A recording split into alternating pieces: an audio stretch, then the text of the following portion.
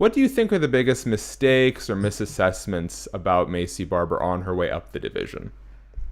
One, they kind of threw her into a lot of people really quickly. Think she should have had a little bit more time to develop.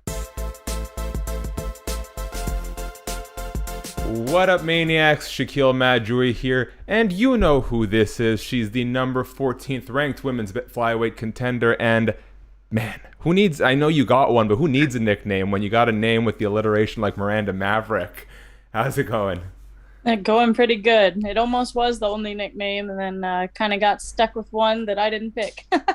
You know what? I love nickname origins stories in MMA. They come about in such weird ways. Some make a lot of sense. Then you got like 400 pit bulls coming out of Brazil. You got weird ones like H2O Man, Waterman. What was sort of the origins of your nickname? I was always like too nice when I went to go face opponents or have fights. And my coach one time was like, "You should make them fear you, like fear the Maverick." And then somebody else like repeated it. And then he got to where he was saying that all the time in practice, at fights. And eventually it just kind of stuck. And once somebody gives you a nickname, it's hard for you to give yourself one. And now it's, I grew on me. I definitely didn't like it at first. It grew on me though, and started putting it on things, and now I go by it. So it worked out. I'll put you on the spot. If you were to have any other nickname, is there one you could conjure up for me right now? Well, I started with just Miranda the Maverick, Mm-hmm. like I am the Maverick. And then I debated doing the Top Gun one, of course. I don't know if I'd Mm. run into some issues with trademarking and stuff, but it just applies so well. I think Top Gun would have been killer. Now, like you said, I feel like people do that kind of stuff. Max Griffin fighting UFC 264, he goes as Max Payne Griffin. I don't know what happens once you start trying to like monetize that by putting it on shirts. But that's a good nickname. That's very clever. Yeah, I don't know if it would have been though, if I would have had a chance, I definitely would have went with that. I still do like use like little slogans and things from Hmm. Top Gun. Like, I had the one shirt that I made that's like Top Gun, Young Gun, and like different things like that. So I still kind of use it. It's kind of just built into whatever I have going on. Are you actually a fan of the franchise as well? Excited for the new one coming I out? am. I actually am excited. I really hope it turns out good though. Can't say whether I'll like it or not beforehand, but I really hope so. Okay, I like it. Well, positive outlook, but we know how it gets with all the sequels and remakes from time to time. That's right. All right, let's get into the topic at hand. You are taking on Maycee Barber, UFC Vegas 32. I think super interesting for a number of reasons. One, you're neck and neck in the division. Two, uh, you're in same but different positions in your career in the sense that both looked at as like bright future stars of this division, but you have Maverick soaring and you have Maycee hitting a bit of a slump right now. Maycee Barber goes by the moniker The Future, and I think that was the impression very early on. Kind of you now being in the position she was a couple fights ago, what do you think are the biggest mistakes or misassessments about Maycee Barber on her way up the division? One, they kind of threw her into a lot of people really quickly. Hmm. Think she should have had a little bit more time to develop. I don't like people saying, she's not necessarily the future anymore just because it kind of discredits her. I think she's still really young and people look past that. She has a long time to even, like a lot of girls don't even start at her age. Hmm. They're already older than her. The whole flyweight division is older than her. By the time all of them retire, she'll still be one of the top girls. So they discredit that portion. But I will say a lot of mistakes that she made were just kind of taking every fight that she did when maybe she needed more time to develop. Um, and then the way she fights isn't exactly calm, isn't exactly technical all the time. So, just that development in between fights and being humble enough that you go in and get the work in that you need to in between fights is the big thing. And sometimes you're just not the better person. A couple losses is normal in a fighter's career, and being able to take those losses well is important. I think you really hit the nail on the head. I don't know if personally, I'll say it's a bit of a criticism I sometimes have with UFC matchmaking. They give you the best fights, but sometimes that can be to the detriment of young fighters who haven't had the chance to really grow and evolve on the regional scene.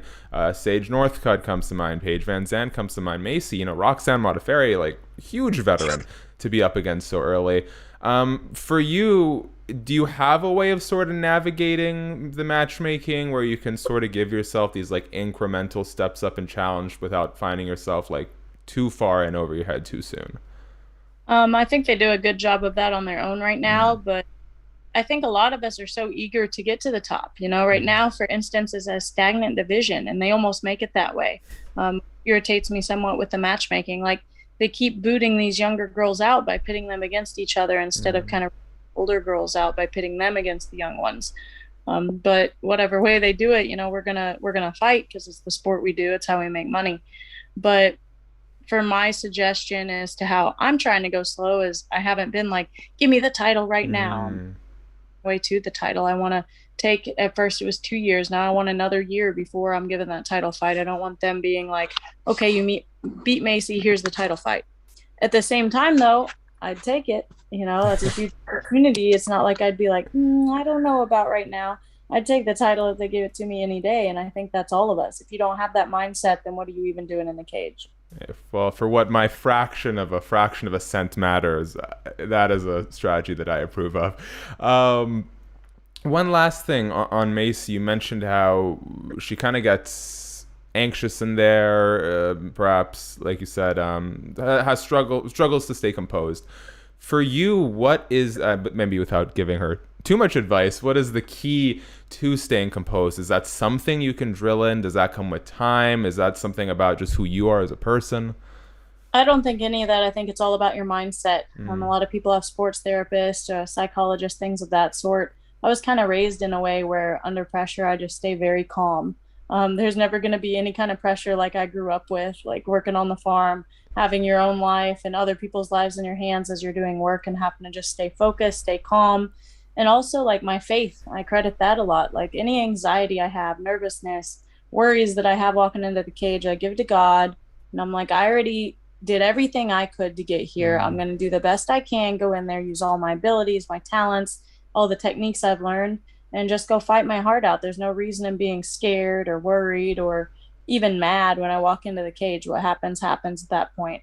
And once we're done, it's either back to the drawing board or you win and you go back to the drawing board either way. So what's the point in being angry about it or aggressive or not really knowing? I feel like it really comes down to a confidence thing.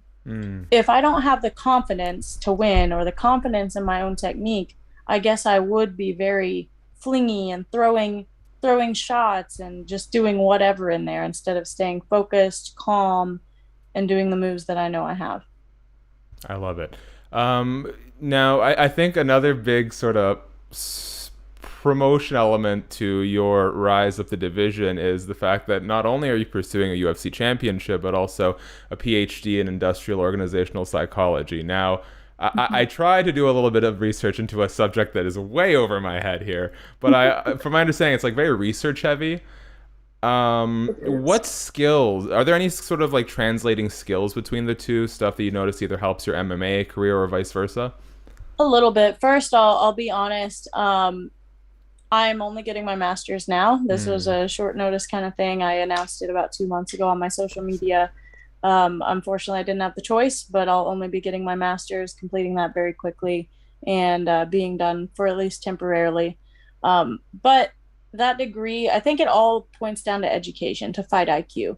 I don't know if my degree necessarily translates to, oh, it's teaching me to fight better, but having the education, having the knowledge to go into the cage and be adaptable, that is important. And I think being good in academics and being good in real life, every single little bit helps, but just having an education doesn't necessarily help you in the cage. It's all about having that IQ as a whole. You know, a degree doesn't necessarily represent someone's intelligence, but their adaptability and their success in life does. So I try to go into the cage, and for instance, you have a game plan. You know, if the game plan doesn't work or you need to change it, it shouldn't be hard. It shouldn't be hard while you're in the moment to go, okay, this isn't working, let me do something else. I see a lot of fighters that are even semi-high level, they get in there, their game plan doesn't work, and they end up losing the fight because they absolutely can't do anything else. And I think a strong suit of mine as a fighter is that it's easy for me to change anywhere all the time. That's huge. Now, I say this with a total realization that if I were put into a fight, I mean, I'm not qualified to be there at all, but it does, as a consumer drive me a little crazy when you see fighters, especially in like 5-round fights, stick to the same losing game plan through 3 full rounds until it's too late. Like for me, I look at it as once you hit round 2 in a 3-round fight or round 3 in a 5-round fight, you have to make a significant change if it's not working, right? Right. You would think so. And a lot of it has to do with coaches in between rounds and being able to be good and coach their fighter. But it also has to do with a fighter being coachable and able to listen and able to have the ability to adapt. Like if you only know striking and you're really getting beat up on the striking and your coach tells you go in for a takedown and you just have no idea how, then maybe you shouldn't be a mixed martial artist. Maybe you should just be a striker. So have you completed your master's, correct? I have my thesis that I'm finishing up. All my classes are done, all my testing's done, all that. Just purely finishing a research paper, and I'll be out of the program. Now, while I commend the fact that, like, yeah, you know, I was reading into your last fight and how you'd be up into the early hours of the morning, getting your schoolwork done, and then turning right around into a fight. While I commend it, is there any part of you now moving forward that's looking forward to maybe a little bit more free time? Oh, absolutely. I was looking forward every day of my life that I've been going to school. I've been literally fighting ever since I started college. Like the first week of college was 3 weeks before my first amateur fight. And so up to that point, I've been fighting ever since. And I'm so ready to get not only free time, but be able to focus on fighting more. I think we're going to see a whole different version of who I am, being able to not have half of my mind focused on another big priority. So what was the, and I'm sure you've been asked this a ton of times, I apologize, but what kind of compelled you to pursue these two congruently? Was it just have a backup or yeah? No, I mean that I definitely don't want to be done with fighting and be like, oh yay, I get to go work in a coffee shop for 10 years of my life. I think that's just silly. Like you're so high up. I have so many opportunities and I didn't want to waste my potential. I've always been really good at academics, and I got a opportunity for a full ride to my undergraduate degree, and then I got an opportunity to be paid to get my PhD. So I did both of those without question. I feel like I was kind of pushed in that direction, you know, whether it be God and my hard work that got me there.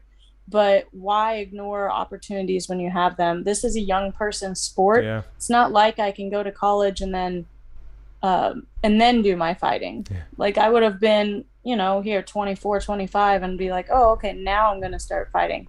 That would have been stupid. And then the opposite way, why would I want to wait to get my schooling and be 30 before I even have an education? If I can do both, why not? And I've made it to a very high level and shown that it's possible to be high level in both of those things and still be successful. I wish I could have shown the PhD was able to be done too, but again, that wasn't my choice. And it's not that I was failing classes or anything else. The program just decided that they wanted somebody that only had one priority. Well, and you know, fingers crossed that's something you can revisit since you've come so far along in the process.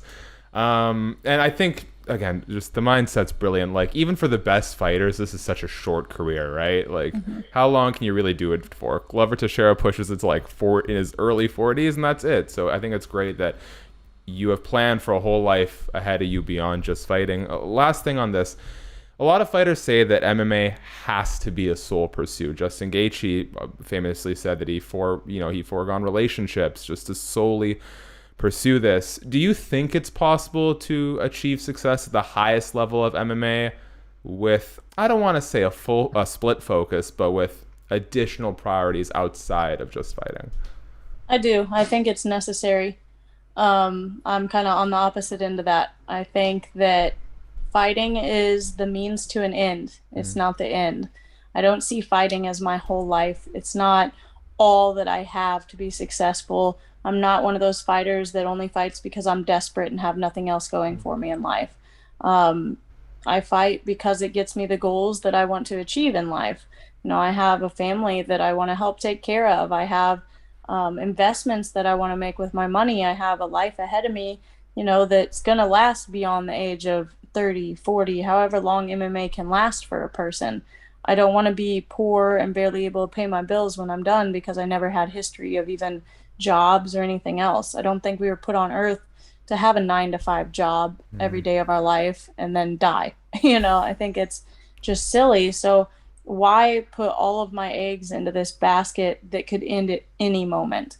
I've had great and also terrible opportunities to learn not to take that kind of thing for granted. I had my eye surgery that almost took me out of all athletics as a whole forever. Got told that I had a very high chance of going blind. Mm.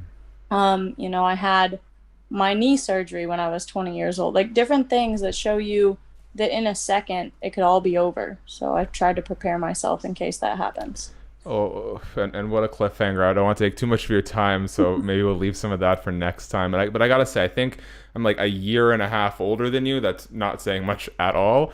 But I just think it's so refreshing because I'm so used to interviewing fighters who this is like their only passion, their only goal. You go through their social media feed and they have nothing else. And while I commend the passion sometimes as again a young person going through this economy and trying to figure out how to not be forced into the rigors of a full-time job 24/7, I think it's brilliant, so I really do commend you for it. Thank you. Last thing before I let you go, Miranda, any wild stories from working on a farm that you can share with me? I have a lot actually. I have a time here. I'll tell this one because it's kind of funny. So we had this bull, but more like a steer. So that's Hmm. the ones that people usually eat. We grew it up and like fed it to where we were gonna have it for like the family meat and all that. And he was kind of a mean little thing. And this is a story about my dad, so hopefully he doesn't get grumpy about me telling it. But this bull like was mean and aggressive, and he would always like run at you and butt you if you were bringing him feed or whatever else. And he runs into my dad and ended up like smashing his leg against this Ooh. concrete feeder. And dad had a bucket and like kind of threw it at him, and the bull just ran at him again, had these little horns and kind of Mhm. hit him and pushed my dad all the way to the ground, was kind of trying to stomp on him. And it's very jujitsu related, is why I tell it, because it's so funny. My dad literally used jujitsu against a bull. And so he grabs his foot and like basically wrist locked this cow's or this bull's like foot and ends up putting him on the ground and like knee on belly and beating up his ribs and stuff, and like basically beats up this bull because it almost killed him. And we ate him not long after, so Ugh. got revenge on the bull. So it's pretty funny though. I have some of my own, but they're not like very heroic or anything. I've had a lot of fun growing up on a farm, and it's also the reason why I have muscles. I've built fence from, Mhm. early morning when the sun rises till late at night from the age of like 11 years old. And we moved around a lot as a kid because my dad was into real estate development with Mm. rural properties. So instead of buying houses and flipping them, we'd buy like junk land and make it look really nice, build fence on it, give it a big entranceway, build a nice house sometimes, sell it again, move on to the next place. And it worked out really well for my dad and my family. But lots of stories, but some of my dad's are the most like exciting. I love telling them. Okay, well, I'll make it a point to ask for another one next time we talk. Okay, there we go. Guys, that is all for today. If you like the video, please hit subscribe, tap the notification bell. Head over to MMAmania.com for all your news coverage. Miranda, you fight Maycee Barber at UFC Vegas 32, if I'm not mistaken. There's so many of these things on Saturday, July 24th. Sandhagen Dillashaw. Thank you so much for the time. Best of luck, and I'll catch you soon. Thank you. Appreciate it.